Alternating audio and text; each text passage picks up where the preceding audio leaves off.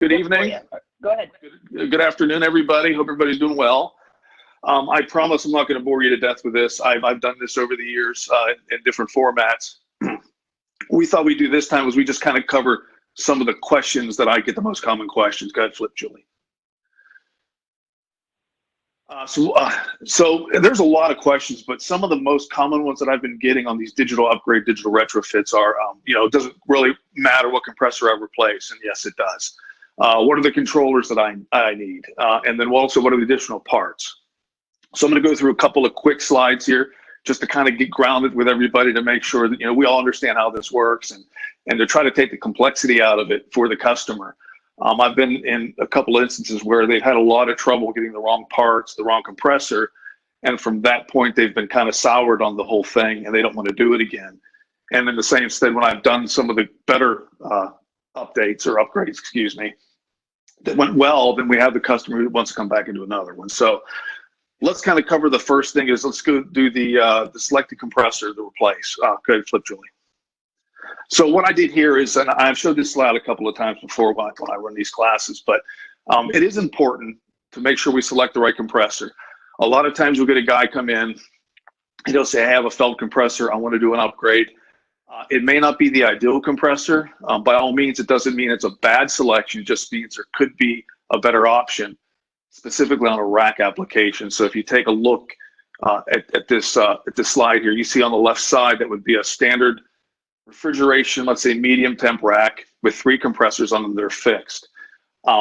If you select the wrong compressor, in other words, this compressor here is smaller than the next compressor coming on in the capacity range, you're going to have a gap in the capacities. In other words, you're still going to have issues with compressor cycling on and off if you happen to hit those gaps in between the compressor capacities you're trying to hit the set point on. If you look at the one on the right, and thank you for fixing my spelling, Julie, the one you choose wisely on, you can see that the smaller compressor the larger compressor was chosen, and therefore now it covers that gaps in capacity. So the short story here is make sure you select the right compressor capacity to get the most bang for your buck when you're doing these upgrades. Go ahead, switch to it. All right, so the next one we have, back one more, please. Okay, there we go. So 2 basic controllers, right? We've seen this slide before in the past. I've talked about this quite a bit. We have an IDCM controller, which you'll typically see on rack applications, and you're going to have what we call our closed loop, controller, which is the Digtal XC643. Which was designed to run a fixed and a digital compressor by itself without any kind of master controller. So the master controller is going to require an analog input, right? That's what tells that digital controller to modulate the compressor up and down based on the requirements. Typically used on rack applications. And then the other one we've used in the past on several different applications, from chillers to AC units to anything that you need modulation capacity control on. That does not have a master controller. Next slide, please. All right, so moving on here and then this kind of bit me the other week, or actually last month, I was doing an upgrade, and I'll explain what happened. So if you look at the top portion of the slide, that's the digital scroll, or a fixed capacity compressor right now is hooked to an I/O board that talks to the master controller. That's typically how the racks are set up now. The I/O board is usually a point that controls the contact or turns it on and off. When you do an upgrade with digital, it's important to make sure that controller is going to have an analog output, 1.4 to 5 volt DC. This time, I ran into this, it's bit me a few times where I went and did the rack assessment, forgot to check for the output for the analog board, didn't have one, got the digital compressor installed, everything ready to go, and we couldn't run it because of that. So it's not a catastrophe. You can still run the compressor. You just won't be able to modulate until you get that I/O board replaced. And then the last one is the CoreSense. The K5 and the Discus CoreSense models, they do not require an IDCM or an analog output. They tie right into the E2 controller. And from that point, they can just a 485 connection. You can control the digital on both the CoreSense and the K5 compressor. So there's a little bit of difference there. And again, that can cause a bit of confusion when you're selecting the right components. Next slide, please. All right, so the digital controller right here, this has been around for a while. There are several different versions. Again, most of you guys know this stuff, but I always like to make sure where they are different applications. The 3-cylinder does not work with the 6, and the 4 doesn't work with the 3, and vice versa.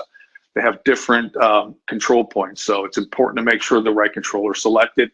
And of course, they all look the same. So you're gonna have to make sure you verify it through the part number itself, which you can see on the kit, and then the part numbers on the side. So that's pretty straightforward. I don't think there's much confusion there other than making sure you select the right controller. Next slide.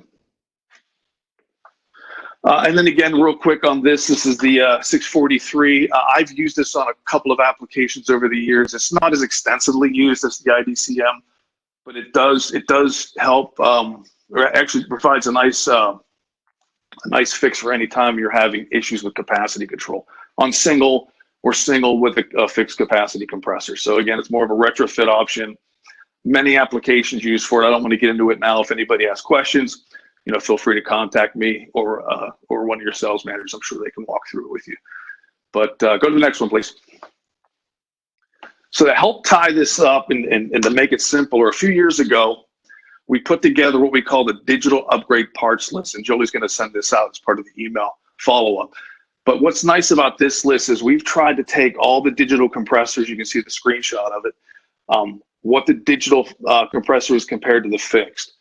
If you want to do a head conversion, what conversion kit depends on what CoreSense version you have. There's a coil kit, because the coils don't come with it on some of those applications. You have to pick out what voltage coil you need depending on your control coil.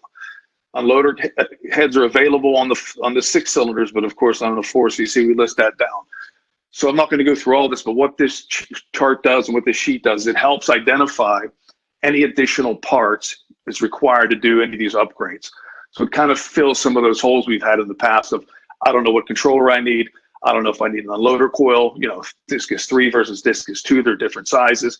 Hopefully this sheet helps make that decision a little easier so you're not giving your customer the wrong parts and then having to come back. Next one, please. So what I'm going to do is run through this. This is something that we put together a few years back. You guys may know Scott of any of the East Coast. We've been doing this a few years. We came up with what we call a site assessment sheet. And we run through this real quick to show you guys how we've gone through and do these upgrades for rack applications. Next slide, please. So this example here was a digital upgrade, a Stop and Shop store that was in Yonkers, New York. They've had multiple compressor failures due to high cycle rate. You can see it went from an R22 to a 407C, and then we called it unbalanced rack. And what I mean by unbalanced is it cycles a lot for various reasons, capacity change, refrigerant changes, and whatnot. So to do the assessment, it's fairly simple to make sure we get the right compressor selected in the parts. Next, please. You do the assessment. I always tell the guys, especially the contractors that are doing this in the field, is get the information of the compressor. Get the model number, get the bill of material number, the refrigerant. You want all that information, the control voltage, all that information is important to selecting the right components.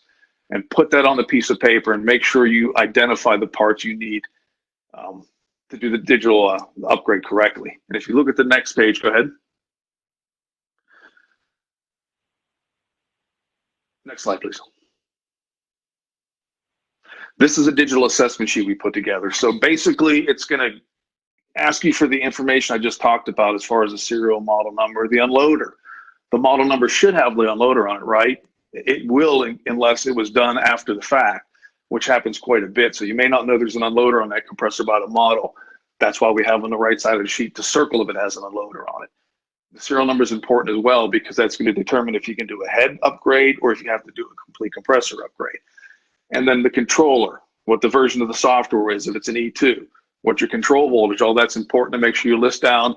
So when it comes time to do the parts and the upgrade with the compressor, all the information's there. Next slide. And again, with that information, we're able to select the right compressor based on the equal to or greater than formula we talked about. That is the correct compressor, the 3Ds. And again, you always try to select in the semi-hermetic, you always want to try to select a 3D if possible. And that's just because you have a better range of capacity from 10% to 100%. The 4 is 50%. It's not a bad thing, but again, the 3-cylinder actually gets you a little better control. Next slide. So with all that information, we're able to select the compressor, make sure they got the right control kit, the right coil voltage. All that information is completed because we filled out the site assessment sheet, right compressor, everything the customer needs to do the upgrade. Next slide. And that's pretty much it. So with that, a couple of the tools we talked about, you can do the assessment, you can get the correct parts fairly quickly, fairly easily. And again, you can always go to OPI, the application bulletins will get more into detail. I didn't cover the K5 controller. There's a little bit of difference there, but that's too much to go through in this format. So I just wanted to touch on some of the common questions that I get throughout day to day. So if there's any questions, go ahead and unmute, Julie. Tim,